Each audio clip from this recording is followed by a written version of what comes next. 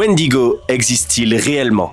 Depuis le début de cette série, on a exploré une légende qui existe depuis des siècles. On a parlé des récits traditionnels, de la transformation en Wendigo, des témoignages troublants accompagnés de la psychose du Wendigo, et même de l'apparence de la créature. Mais au final, qu'est-ce qu'on a réellement de tangible? D'un côté, on a une quantité immense de récits, ça c'est sûr.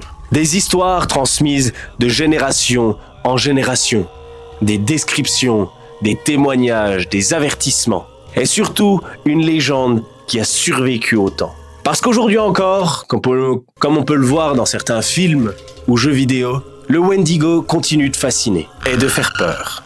Mais de l'autre côté, contrairement à certains autres dossiers, nous n'avons aucune preuve.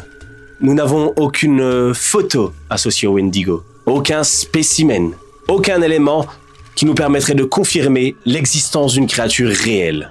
Alors pourquoi cette histoire continue-t-elle de nous captiver autant? Peut-être parce que le Wendigo est différent de Bigfoot ou différent du Mothman. Puisque le Wendigo n'est pas seulement une créature, c'est une idée, une symbolique, une mise en garde, une représentation de ce qui peut arriver lorsque la solitude ou la peur prennent le dessus. Et c'est peut-être pour ça que cette légende est aussi terrifiante et puissante. Parce qu'au fond, le Wendigo n'est pas une créature qui se cache dans la forêt. Depuis le début, c'est une créature qui se cache dans nos esprits. Parce qu'un monstre dans les bois, on peut encore réussir à lui échapper. Mais à soi-même, c'est un peu plus compliqué, quoi. Quand même.